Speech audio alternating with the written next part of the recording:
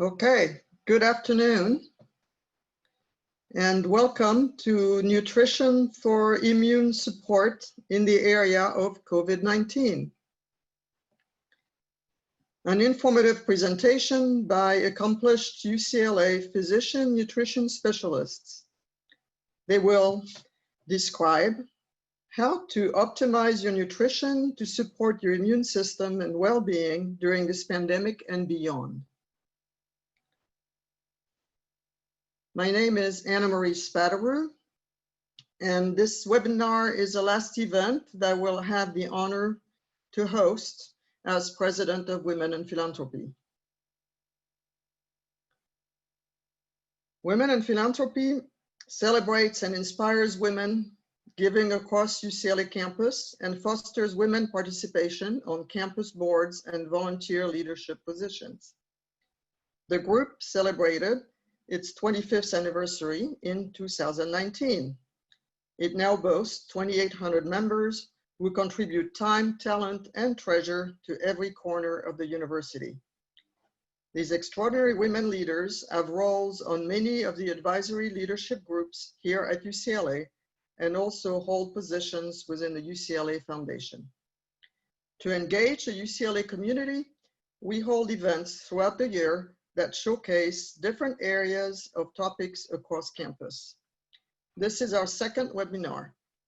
It is a great opportunity to reach out to members and other supporters of UCLA during this unusual time and to bring some intellectual and emotional nourishment to you while you are at home.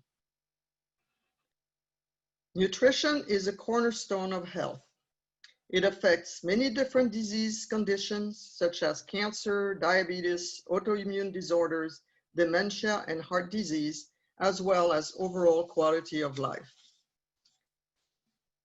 As a leader in research, patient care, and education, the UCLA Center for Human Nutrition is at the forefront, both locally and nationally, building awareness of the impact nutrition has on a person's health.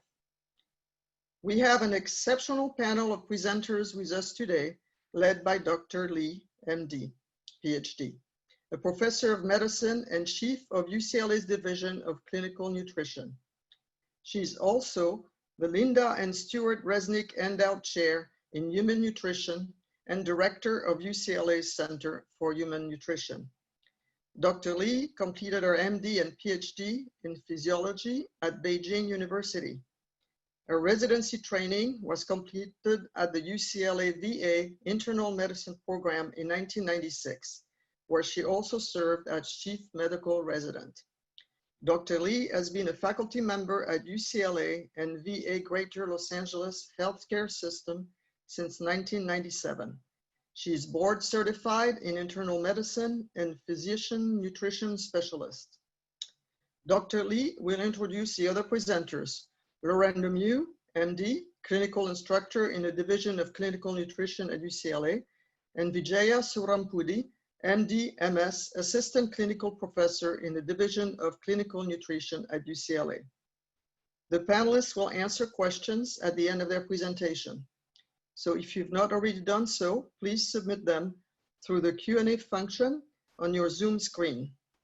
They will be reviewed and consolidated by staff, and I will present them to our panelists for their response. If we could not get to responding all the questions during the webinar, please submit them anyway. They will be responded in writing with our follow-up email. This is Jiaoping Li here, and I'm from the Center for Human Nutrition. It is really a pleasure to spend time with you all today. Next slide. The center was founded in 1994 by Dr. David Haber and Dr. Bill Goh. I am the current director. We are truly one place to combine patient care, research, education, and community outreach. Next. Our goal actually is to try to achieve the following few points. Number one, we are not only look different, and we have different bodies functioning differently. It is not imaginable one diet will serve all of us good. One diet will make us all feel good and live longer. So our goal here is to study genetics, environment, and individual culture and how your body functioning in a purpose to find the lifestyle, including nutrition, that fits the best for you. Obviously today, number one challenging facing all of us is chronic diseases. And as we know, once we get diagnosed with hypertension or diabetes, we got to take medications. And usually it's not for cure, but for lifelong management to control the symptoms. However, there is a cure, often for those chronic diseases. That is not from the medications per se, is by changing lifestyle and changing how we treat our body. That is our nutrition and activity. And we are also in a journey trying to figure it out how we can not only live longer, but living better. And instead of getting age faster, what we want to remain our vitality. We not only want to be slim, but we want to be powerful as well. And that is what we are interested in: activity, exercise, and how to prevent us from losing muscle. The medical term is called sarcopenia. We are just not doing enough if we just study our body. We also have to know the food we're nourishing our body with. And I have a simple cartoon showing you there. If we are just talking about how much fat we have, how much carbohydrate we have, it is definitely not telling the whole story. Look at carbohydrate as an example on the screen. You clearly can see they can be refined carbs or is from colorful fruit and vegetables. On the other hand, and all of those can really play a role with our own genetics. And that is what we need to study. We need to know better. That would be our mission for research and also translate that to patient care. Next slide. And we are a group of professionals, and not just physicians like us, but also have scientists, research dietitians, and therapists, and specialized nursing. Of course, also have our physical therapists, and we're working together with one goal, and that is respect each one of you and find out what is the best for you. Next. We are also working with all our colleagues in UCLA community, and that can be endocrine, psychiatry, surgery. We all share patients together, and we are making contributions to all the patients in spite of different problems coming along in different specialty. So we are truly working together in the big family. Next. Now I'm going to come to talk about the COVID-19. That is almost on everyone's mind. And the virus is so new and we know so little. If we know anything, and that is how contagious the virus is and how widely it can impact on our body. That can be, cough, difficulty breathing, to body ache, muscle ache, and even gastrointestinal symptoms. The virus, as you can see, is on the left lower side. It's round, but has spikes outside of it. So how could this little thing, without being seen with our naked eye, causing so much of our problems? Next slide. Well, it is actually truly a result, interaction between the virus and our body. And be exact is our immune system, how they interface. As you can see here, it really have two phases. When we first get exposed to the virus, our immune system start to respond. That is the first phase. And then we get to the point of our immune system really engaging the virus and get into the battlefield. And that is the second phase represented in the red color here. I will get to it later on, next. So talking about our immunity, we're mentioning often how we can improve our immune system. Our immune system actually is made up special cells and also antibodies. Antibodies, special proteins can recognize the foreign. That can be virus, that can be bacteria, that can be anything in the environment. And we also can remember those things. One of these systems really helping our immune system mature and recognize more, be more prepared, actually are the system and the cells located in our gastrointestinal tract. Our human body actually separated ourselves with the environment through the skin. That is more really serving as a barrier. And the other major system is mucosa, and that is our gastrointestinal tract and also our bronchus and our lungs. And the reason we call it mucosa is because this barrier is so thin. It is really set it up for a purpose that is exchange information and material with the environment. And that is why all the special lymphocytes or tissues is lined up in the whole gastrointestinal tract. And the bacteria actually in our gut, the good ones, we talk about microbiomes, those are the ones, there are about 100 trillion of them, and really interact with our immune system in the GI tract and help our immune system to mature and recognize what is ourselves, what is foreign, and also be prepared with any new attacks down the line. Next slide. So now what we're going to talk about how we can really keep our microbiomes, all those bacteria in our gut, the good ones, good neighbors, in good shape. And many of you have probably tried. If not tried, I definitely have heard about probiotics. Those are live bacteria we try to take in. Actually, the most important way to shape, so many of them is by feed them with the best nutrition.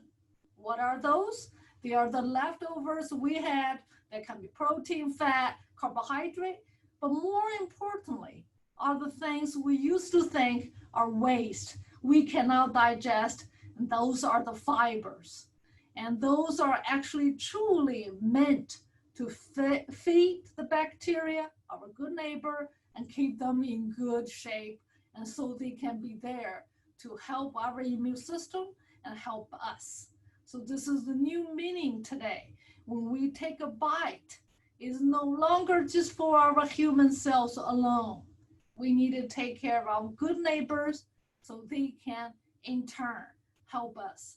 Definitely true for our immune system. And that is the reason now we even have a new terminology called immunonutrition. And Dr. Heber actually written a book, and as showing over there. Next slide. And the immunity have two different really type. I just make it clear so we're not going to be confused when we hear all those terms. One is called active immunity. And how we got it, one is by exposed to the virus or bacteria. The other one is a vaccine. What is a vaccine? Vaccine usually is either dead virus bacteria or only part of the virus or bacteria. They can recognize by our immune system, but they do not alive or they cannot replicate, and so they wouldn't cause disease. So for the COVID virus, so we are in the middle of trying to develop the vaccine. The other way you also have heard and is passive immunity, meaning we just got passively. One is from our mother, the baby. When baby was born, we got antibodies from our mother, and before we were born, and also through breast milk. The other way is we have heard is getting the antibody from people produced it, or you call convalescent blood transfusion. So this is from people who have had the disease exposure, in this case, to the virus, and now they have antibodies. We can get their blood so we can gain some immunity. Next. And this is also true when we first time exposed to the virus, as we give as example, we have an immune response. Usually it is not as vigorous as our immune system. It is fully prepared, remembered. When we get exposed to the virus again, you have a much more robust response called second immune response. And that is also and the reason we try to develop a vaccine, so our body can be more prepared, and even we got exposed to the virus down the line. Next. The red phase, when I talk about earlier, when our immune system really engages the virus and there's a battle going on, and there will be all collateral damages. It is very important we are not hurting ourselves too much to the point we cannot recover.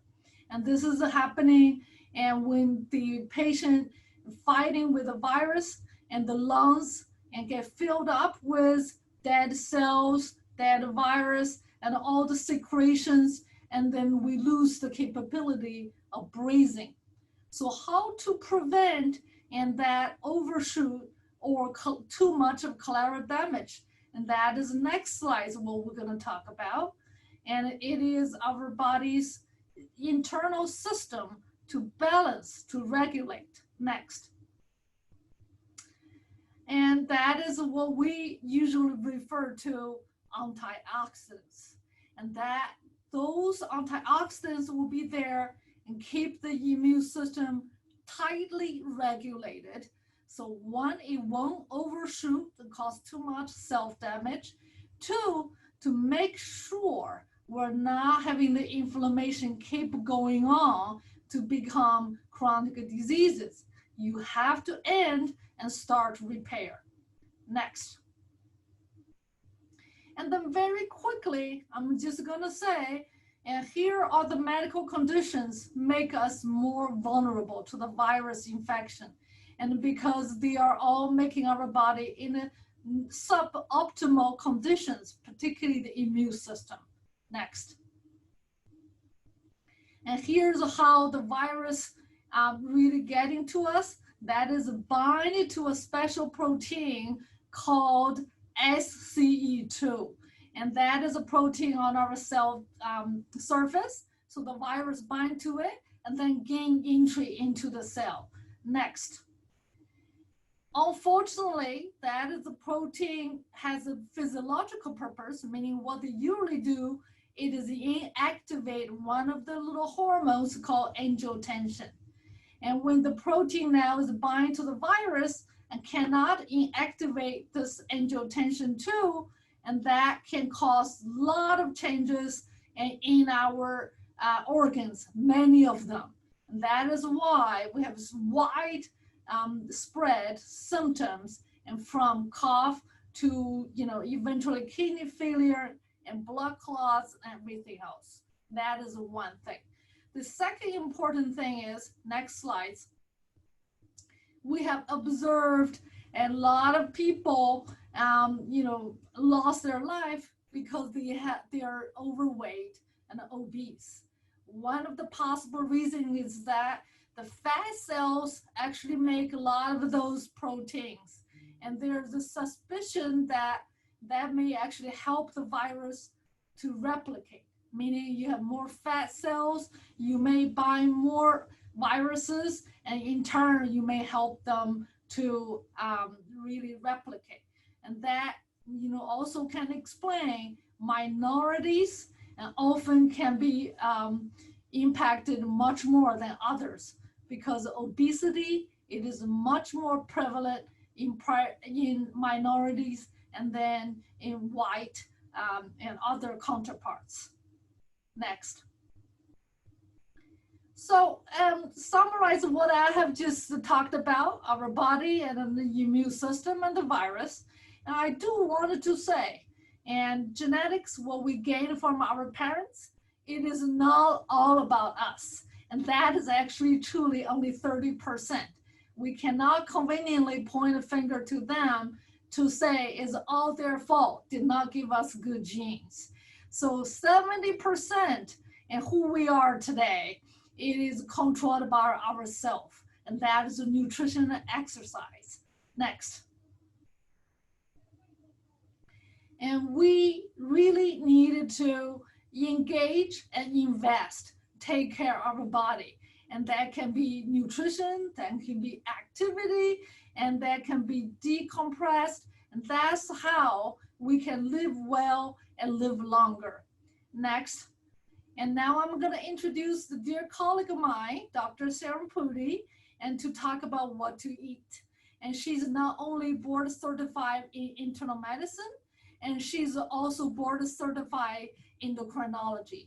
She has all the passions to really help you, including diabetes, not just with medication to control the blood sugar, but truly help you live better, hopefully reverse the diabetes altogether by living well, eat well. Dr. Feasibility. Thank you so much, Dr. Lee. I want to take it a little bit further in the sense of saying what Dr. Lee was pointing out, that diet and exercise is 70% in our hands. I view medications as medications help us fight our genetics, whereas diet and exercise help fight what we do to ourselves. Next. So whenever I meet with a patient, my big pitch is it's not just about a diet, it's about nourishing your body. And as Dr. Lee previously said, we are all about from bench to bedside. So these 6 recommendations that I've listed out here that I generally go over with my patients, I want to kind of take you through a tour of the center's past research, where these recommendations came from. We really do practice what we preach. So step 1, increasing the vegetable intake. The reason why I'm so focused on this, and we're going to get a little bit more in detail, is actually about the phytonutrients. Phytonutrients are different colors of the vegetables and fruits that we eat. So each color represents a different nutrient that our body actually needs. And so it's the colors that we see with our color vision is actually giving us nutrition. The other thing that I'm going to highlight in the next few slides is actually step 2, stopping all sugar sweetened beverages. People always ask me, why are we so fixated on sugar? Sugar actually can lead to inflammation, which actually can increase the risk of metabolic syndrome. So things like cancer, things like dementia, things like diabetes, heart disease, all these things that have been linked and tied back to sugar.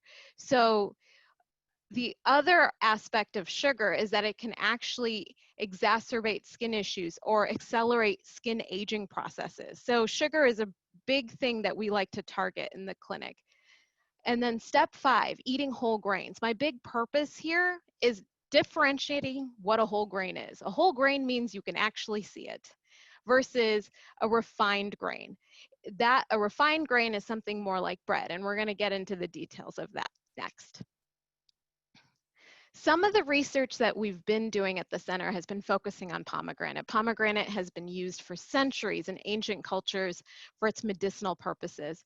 And the health benefit of a pomegranate's been attributed more to the elagitannins and the anthocyanins, as well as the polyphenols. And that beautiful red purple color is the anthocyanin.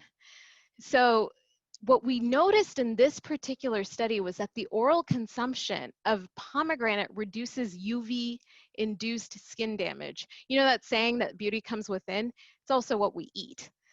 So photoaging, eating well, can work like an internal sunblock. Next. In this particular study, we were looking at pomegranate juice again, and it was actually found that potentially drinking pomegranate juice versus placebo could actually augment memory function through task-related increases in functional brain activity. And we could actually see that in the fMRI. So a functional MRI was showing that the parts of the brain for memory recall actually improved by taking in pomegranate. So these polyphenols were helping potentially with memory and cognition. Next. One of the big things that I think the center likes to do is actually looking at, is it fact or fiction? Is it hope or hype?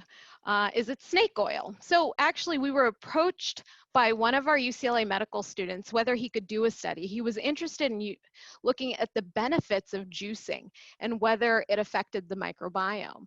So he designed a study. He recruited his classmates, in fact, and had them drink a juice fast for 3 days. And what he noticed, he actually in 3 days found that his classmates' microbiome composition actually changed just within 3 days. And it actually also increased the nitric oxide, which potentially could improve blood pressure down the road. So when we talk about the DASH diet, what's the big proponent of the DASH diet? It's the only scientifically proven diet to help with blood pressure. And it's abundant in fruits and vegetables. What we're observing is that the increase in nitric oxide can help improve blood pressure. And so that's where the basis of some of these recommendations have been coming from. Next. So a little bit of trivia here. Pistachios are actually a seed of a fruit. They are not a nut. They are considered a nut in the culinary world. So when used in cooking, they're considered a nut, but they're actually a seed. Pistachios are incredibly balanced. They're energy dense, have protein, healthy fats, dietary fiber, vitamins, and minerals. Next. So we actually put it to the test. We looked at pistachios. If they were so balanced, how did they compare to whole wheat bread? Whole wheat bread is considered to be healthy. A lot of my patients will come in and they will tell me, I only eat whole wheat bread.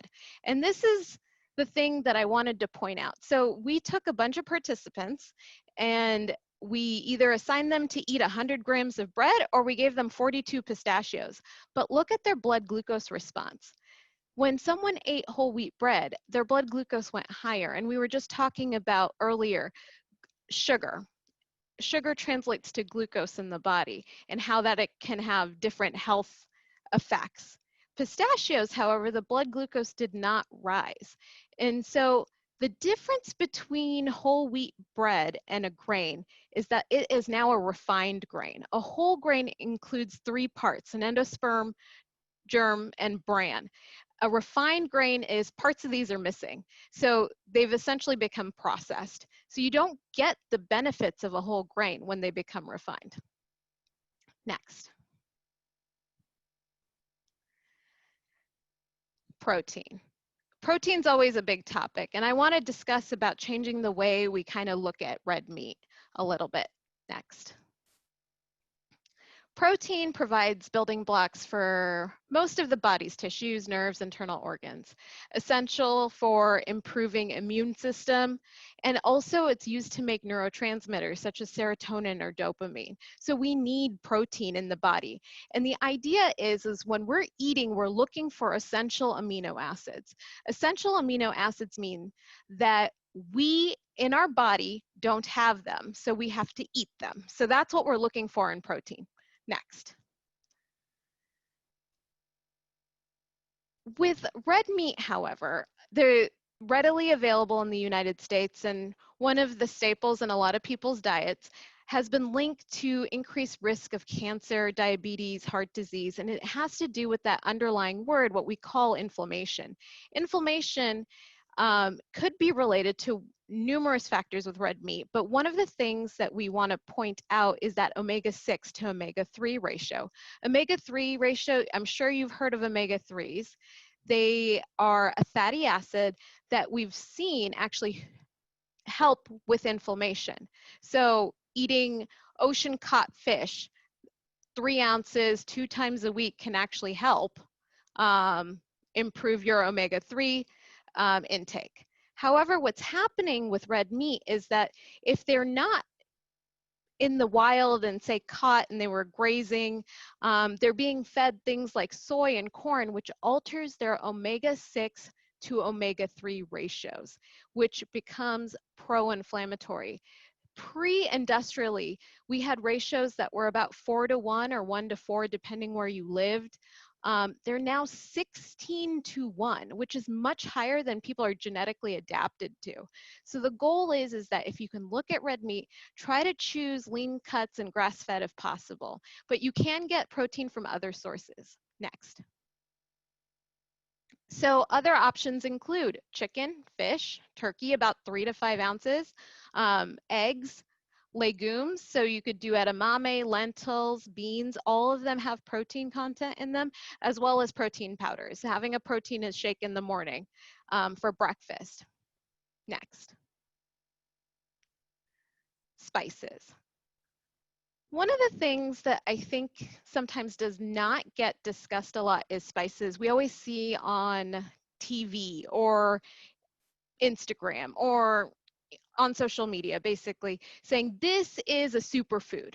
And then when they tout a superfood, what does that mean? They're talking about antioxidants. You want something that helps fight inflammation. What is happening? So as a normal cell cycles, the normal cells goes through a cell dividing process known as apoptosis, and it lets free oxygen or free radicals.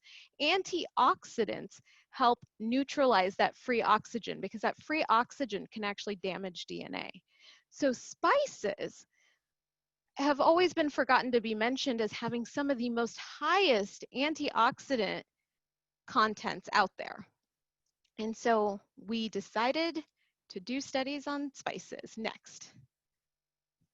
So one thing that caught us by surprise, or not so much surprise, was that we actually gave participants a capsule full of mixed spices, and we found that it actually improved the microbial fingerprint, and it was functioning more like a prebiotic. Dr. Lee was talking about soluble and insoluble fibers. Well, it turns out that spices can also do that too. And then the different colors of spices act like phytonutrients. So we're actually getting more bang for your buck. In addition, when you add spices, this is a second study that we did, when you add spices, say, to a hamburger patty, when we consume a high-fat diet, it can promote what we call endothelial dysfunction or affect your blood pressure, which can affect ultimately your heart health. Adding spices seem to increase the nitric oxide and improve endothelial dysfunction, and then also lessen the requirement of the salt intake. So the spices were beneficial in numerous fronts. When we talk about COVID-19, one of the big topics in the medical community is this endothelial dysfunction that's causing sort of the cascade of events that happen. And so adding, just as a preventative measure, just eating a diverse color of vegetables and adding spices could actually help. Next. Eating healthy fats are okay. For a long time, fats have gotten a bad rap. If you remember, everything for a long time got the label no fat, non-fat, no fat. But guess what happens when you take fat out of a diet? You add back in carbohydrates.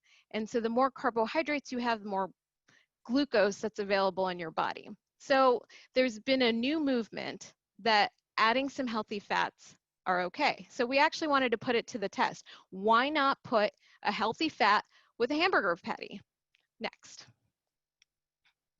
So we took a hamburger patty, which is thought to have some fat and protein, and then we added avocado. What happened?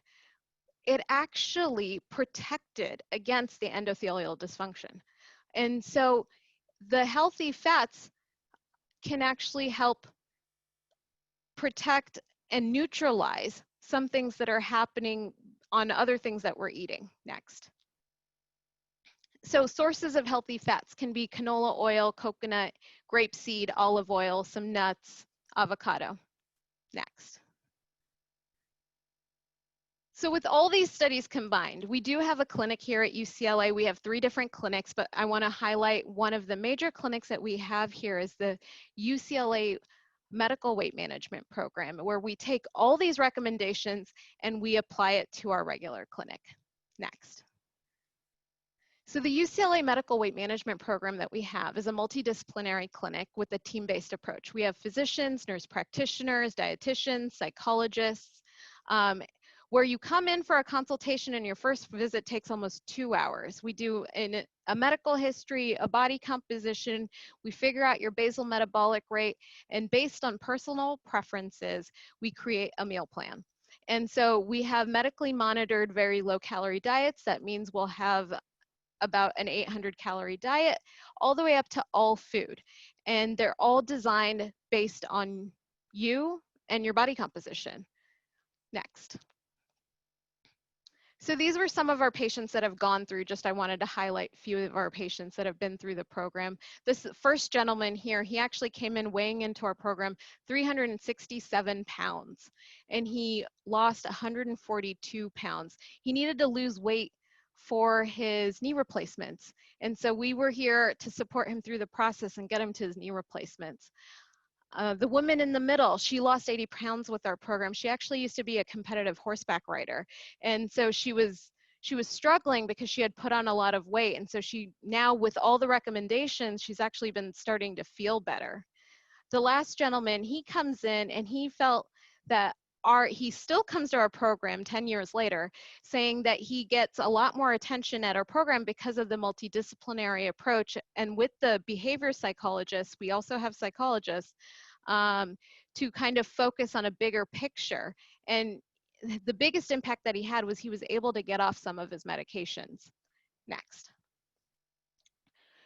So the program's been with us since the early 2000s at UCLA. So we had the opportunity to actually run the data.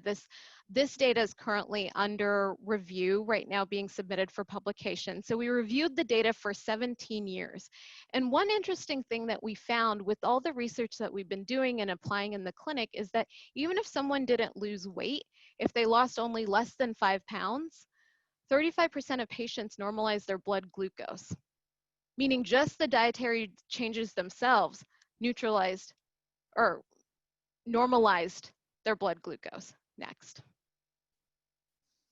Sometimes we get questions in ethnic differences, whether a very low calorie diet would work the same in one ethnic group versus the other. So we actually did compare them, and we did not see a difference between the white women or Black women on how much weight they lost. So we're pretty confident that the dietary approach that we're taking, the personalized approach that we take in our clinic, can work for different people.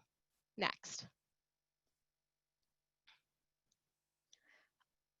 So the other thing that we found was that we were approached by the Venice Family Clinic on whether there was a way to help with the obesity issue. So the Venice Family Clinic tends to have patients who are financially disadvantaged or live in a food desert. So they would always tell us that we don't have access to the fresh fruits and vegetables that other people had access to. So what we found was that if we actually did a partial meal replacement plan, so that means we replaced it with a protein shake, which we'd sometimes do in our UCLA Weight Management Clinic, is that we could actually help them lose weight at a lower cost than going to, say, getting fast food, which costs them $5 to $8 per meal.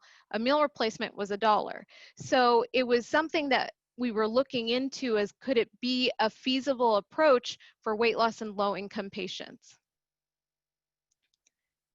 So the health benefits to good nutrition: weight loss, heart healthy, anti-aging, improving brain health, cancer prevention.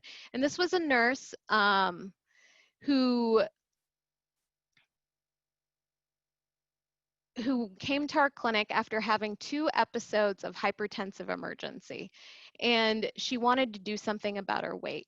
So she came to our program and lost over 40 pounds. And this is what she said about the program: this diet program is different than any other programs, where they will tell you what you can't do, or limit your choices. Here at UCLA, it's a cognitive behavior approach where you learn to manage your food and manage daily situations. It just becomes a lifestyle and not a diet. We strive to personalize all the meal plans that we put out there, as well as based on science. We truly believe from taking it from bench to bedside. Next. I just want to make a quick comment on supplements before I hand it over to my colleague, Dr. Lemieux. So supplements are not a substitute for a poor diet. In fact, most people do not need supplements if they have a balanced diet. They don't require even a multivitamin. So, but always discuss supplement use with your physicians because it's important to weigh the risks and benefits. Some supplements can interact with prescription medications, and the other issue is that supplements are not FDA regulated. So they can say something, but we don't actually know if that what they're claiming on the bottle is truly what the item is saying. Next. I did want to touch upon vitamin D real quick because vitamin D has been on the news a lot in general, but it's important for immune function and bone health. Sources could be sun exposure, having vitamin D fortified products and supplements. To date right now, we have no evidence, no direct evidence at this time that vitamin D can help prevent COVID-19. You should get your levels checked though, because it is important for home health and or bone health, and also that if we're staying indoors we're not getting as much sun exposure. So taking about 800 to 1,000 international units is probably safe. Next. So now I want to introduce my colleague, Dr. Lauren Lemieux. She's board certified in internal medicine, and ever since I've known her, incredibly passionate about nutrition, even as a medical student through residency. And she's always taken it upon herself to give incredibly personalized advice, taking into account medical history, diet, and then she takes on exercise as well. And so I'm pleased to hand over the talk to Dr. Lemieux, and she's going to go over physical activity. Great. Thank you so much, Dr. Sarampudi. So if anyone can see me, here at the Center for Human Nutrition, we don't just look at nutrition, but we also look at lifestyle. Importantly, what we eat fuels the activities we do. So for the time I have today, we'll jump into physical activity and its role in immunity, weight loss, and overall health. Next slide. Next slide. Muscle is a reserve of amino acids, and these are the building blocks of proteins. Next slide. These proteins perform different jobs in our body, including in our immune system. What this diagram is showing is how aerobic and resistance exercises, which cause our muscles to contract, lead to the release of signaling molecules from either skeletal muscles or myocytes, as well as immune cells. These signaling molecules can then stimulate our immune system to protect us from infections. Next slide. In fact, studies have found that moderate exercise can lower the risk of developing a cold by 40 to 50%. Meanwhile, very strenuous exercise, like marathon running, can actually increase the risk for colds. Next slide. Now, Dr. Lee pointed out at the beginning of this seminar that obesity is one of several risk factors for severe COVID-19 infections. Next slide. But it's also important to know that obesity is much more than just excess body fat. Some people have more fat distributed around their midsection, so-called apple shape, whereas others have their fat distributed in their lower part of their body, or pear shape. What's problematic about the apple shape is this indicates that there's more visceral fat, meaning fat around the organs. And this is the type of fat that produces hormones that promote metabolic dysregulation, including insulin resistance, as well as cause inflammation. Next slide. Furthermore, even people who are seemingly normal weight can actually have high levels of body fat relative to their amount of lean muscle, so-called skinny fat. And this can put them at risk of other metabolic disorders similar to people who are overweight or obese. Next slide. These are MRI images, and what we're looking at are cross-sections of the abdomen. What you see in bright white is fat. And what it shows is that men with the same waist circumference can have various different amounts of fat around their organs. So even just looking from the outside, we may not get the full picture. Next slide. This is a study conducted by our researchers here at UCLA, and what they found is that body mass index, or BMI, did not have a linear relationship to body fat percentage. For there to be a linear relationship, the R-squared value, which you can see in the top right corner, should be close to 1. And they found in this study that for Asian women, it was practically 0. Importantly, if you only rely on body mass index to estimate someone's body fat, you may miss detecting other obesity-related medical problems. We also see a similar pattern in postmenopausal women. Next slide. There are a number of ways to assess how much body fat a person has and where it's distributed, and this is something we routinely do in our clinical practice at the UCLA Medical Weight Management Program. Additionally, not only does this type of testing tell us about body fat, but it also tells us about lean muscle. Next slide. Lean muscle is extremely important for healthy aging. Sarcopenia, or loss of lean muscle mass, becomes common as we get older. And you can see in these graphs on the left that as time goes on, muscle area and strength decreases. So what's the problem with sarcopenia? Well, it can lead to physical disability, poor quality of life, and increases the risk for mortality. Sarcopenic obesity, on the other hand, is also another condition we see commonly in our practice, and it involves not just sarcopenia, but also increased body fat. Now, keep in mind, people with sarcopenic obesity may even be of normal weight, but they are on the way, if not there already, to developing metabolic dysfunction because of this relative excess fat compared to muscle. Next slide. Sarcopenia and obesity are closely intertwined. With sarcopenia, people become weak and their physical activity decreases. That means they burn fewer calories and are at risk for gaining weight. Next slide. On the other hand, obesity and excess body fat can lead to the production of hormones as well as inflammation that's thought to drive sarcopenia.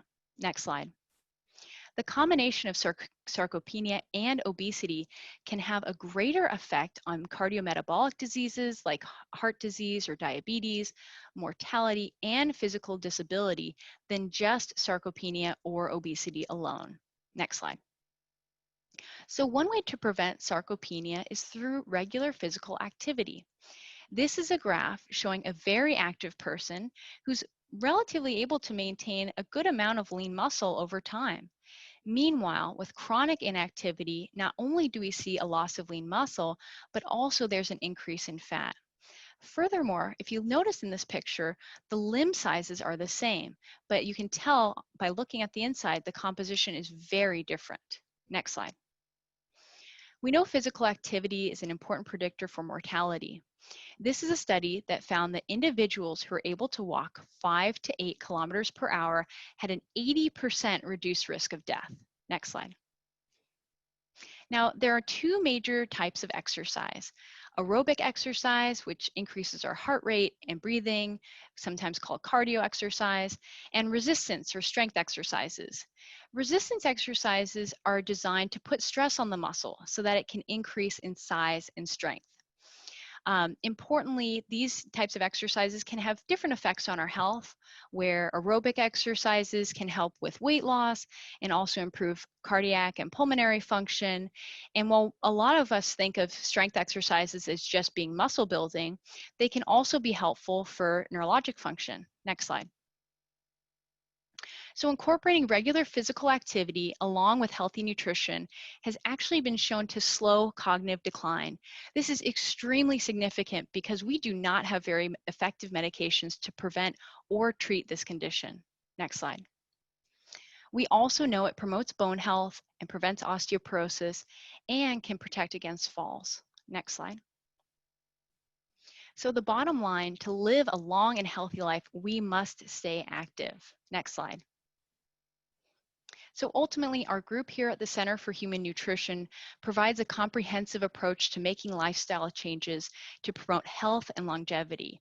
So thank you so much for your time, and now I'll turn it back to Dr. Lee.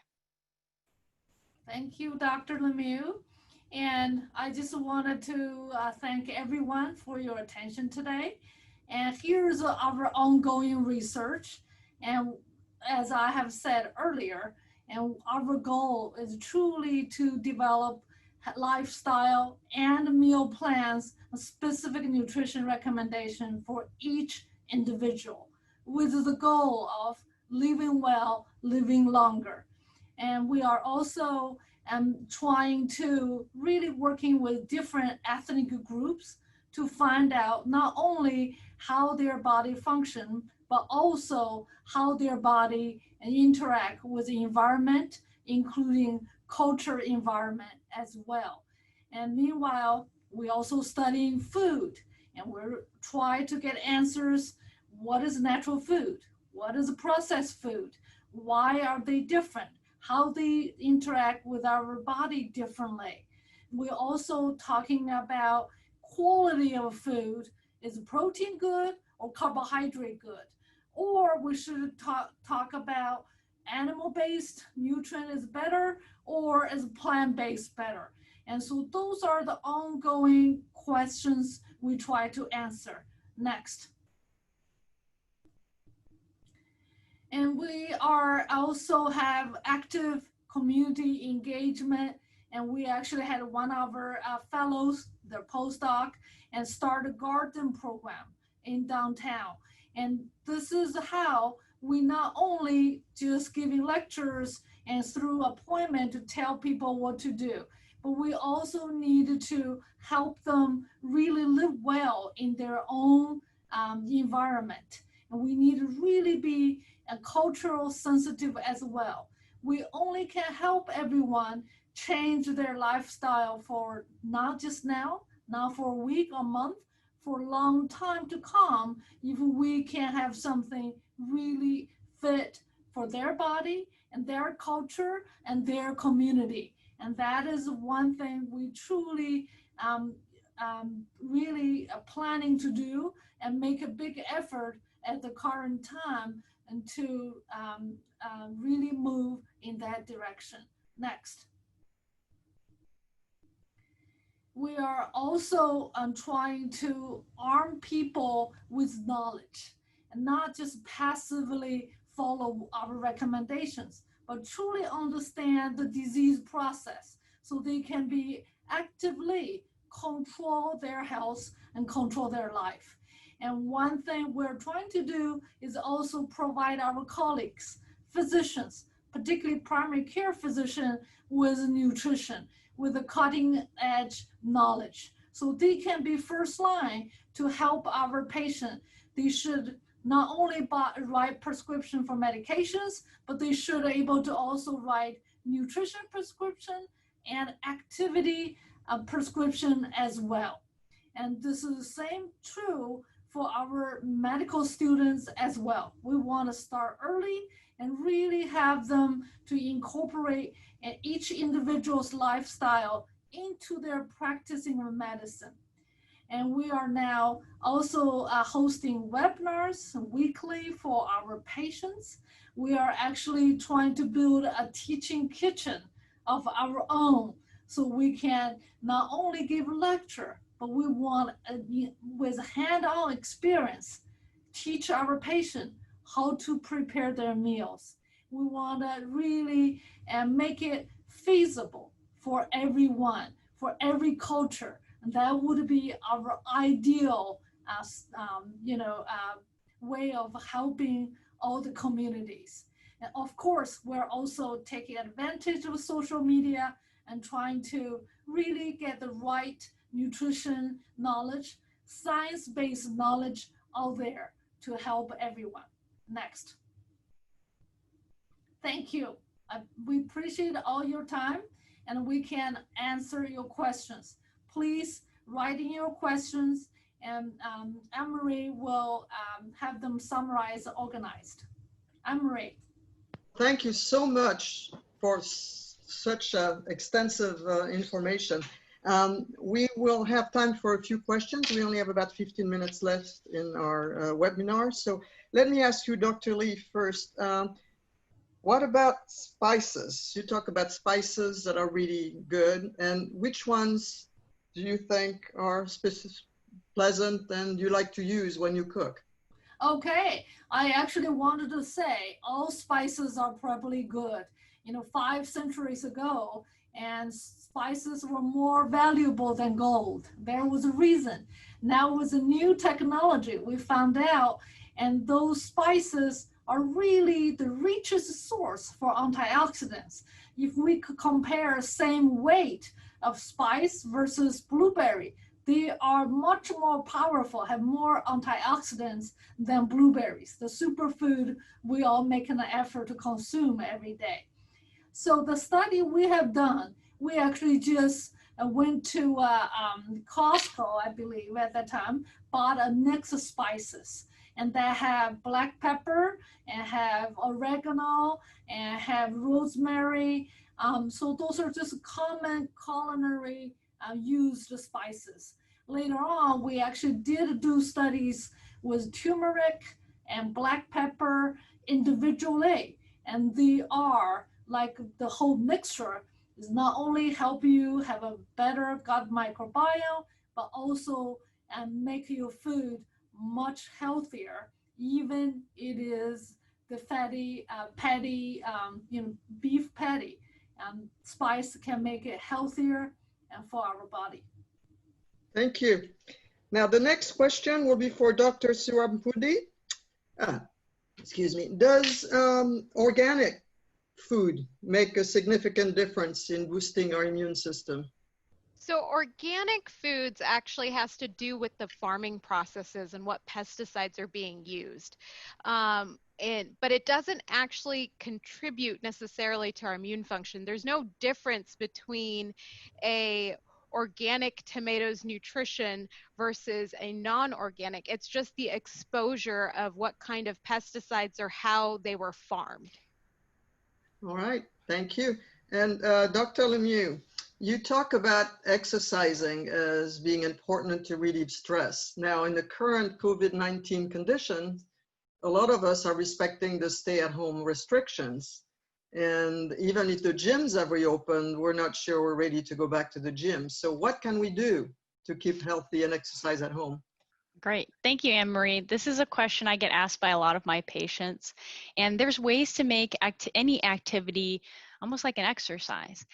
So even something simple like your chores. If you're going to be putting your clothes away, instead of putting it into a hamper and taking the hamper to your closet and doing it that way, you could literally take one piece of clothing, walk it to the closet at a time. It's going to take you a while to put those clothes away, but at least you're getting steps in. It required no extra equipment. Now, of course, I do respect that there are people who have physical limitations. There may be certain exercises that are just not feasible to do.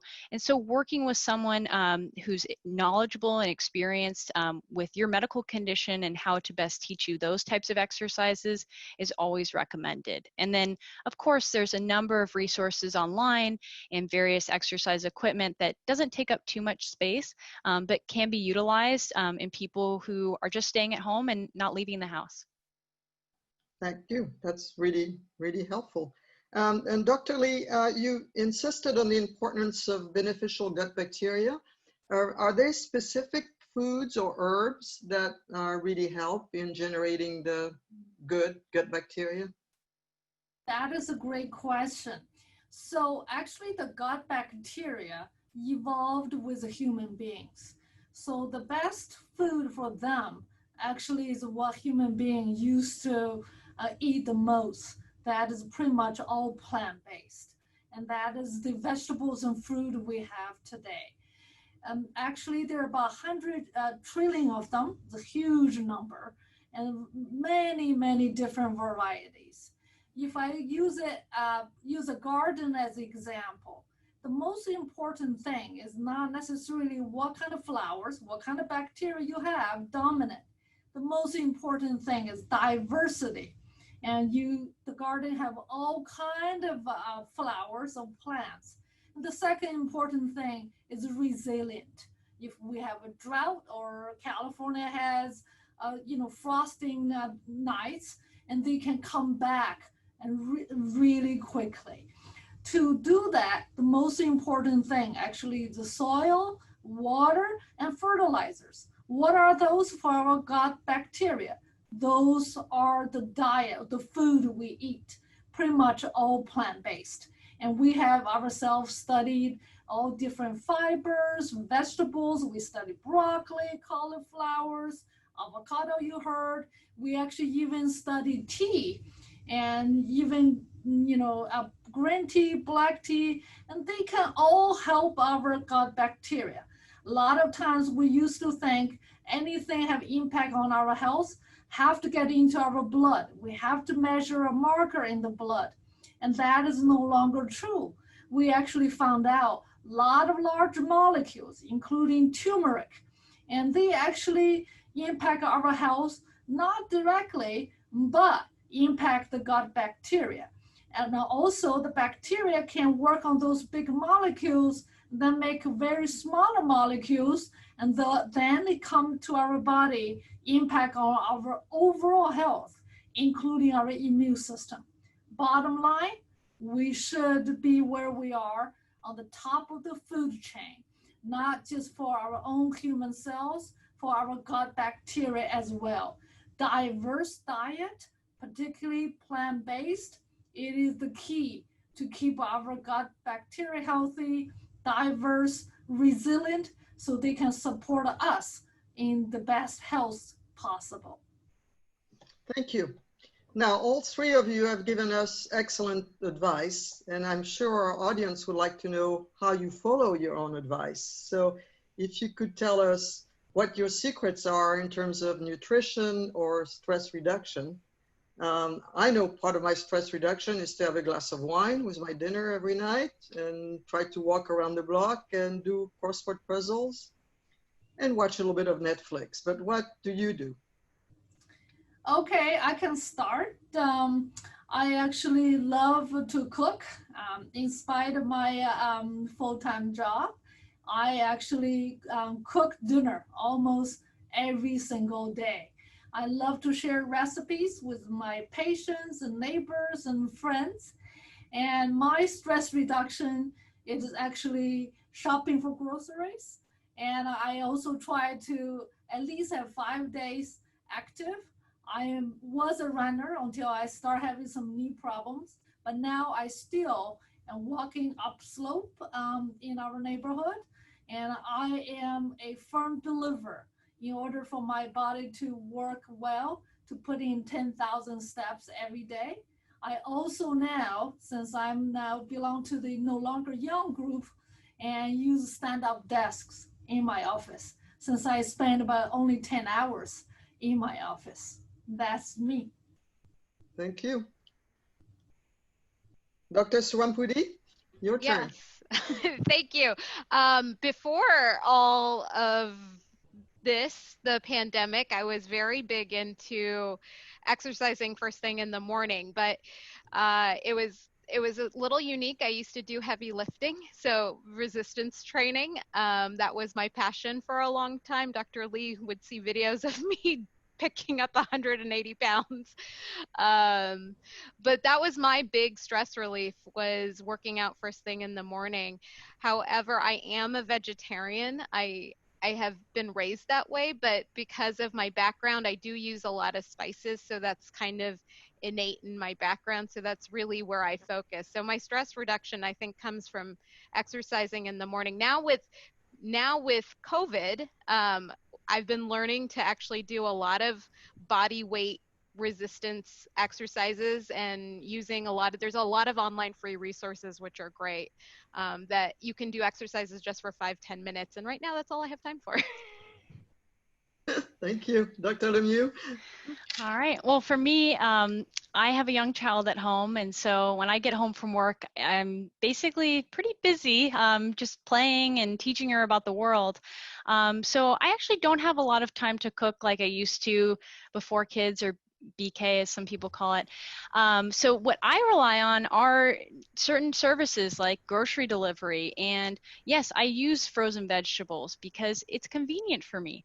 And so adding rice cauliflower to some of my meals gets me some healthy vegetables in a quick, convenient manner. I love to exercise. It's been a part of my life for many years. So I do get up early before work and do my workout, but for me, it's that 30 minutes just to myself. I don't have to do anything. I don't have to think about anything, but just challenging myself and getting moving. And so, you know, in my small home, I have a little area where I roll out my mat, and you know, I have some weights and I do my exercises. But I think at the end of the day, just thinking about what is important to you, and then working around that in ways where you may use, you know, a grocery delivery if it's, you know, too hard to get out to the grocery store, or even a meal delivery service if that's something that, you know, helps you eat the healthier foods that you want to. Thank you. Now, this probably will be our last question, and it's actually an interesting question, asking for your advice. We've all heard that clearly being overweight or obese puts us at risk for a lot of bad conditions, including COVID-19. Do you have any advice on how we could encourage a person that's, we know, with a close friends or a member of our family that we know is obese, and we would like to help them to get healthier, and it's really a sensitive subject to approach. So do you have any advice on how we could do that? I would start by saying we know for sure if we continue what we are doing is not going to work. So any change that individual can do would be great. And that really depends on that individual's work, home environment, medical conditions, and their habit, their likes. And that is what we are here for. We would be more than happy to help them to, you know, really find something at this time of their life and they can change. There can be many different reasons. And I also want to use this opportunity to answer one of the questions many people had just written in, and about alcohol. How much alcohol can we have? And I wouldn't want to say, you know, alcohol, if you drink it for the purpose of relaxing you, and that will decrease your stress and prevent you eating food for stress purpose, stress eating, and that is okay. You know, one glass and once or twice a week is not a problem. The other aspect I also wanted to say is, you know, alcohol has calories. It is all about responsibilities, almost like manage our finances. If today I have a glass of wine, but I am also gonna go out to have a run, and you know, 45 minutes, you probably break even. That is not a problem. But I do want to warn for those of you and drinking it for the purpose of getting the health benefit, the resveratrol, the red color, and then you are in wrong business. You're gonna need to drink about 100 bottles to get the amount they have shown will increase your lifespan that was done with small animals.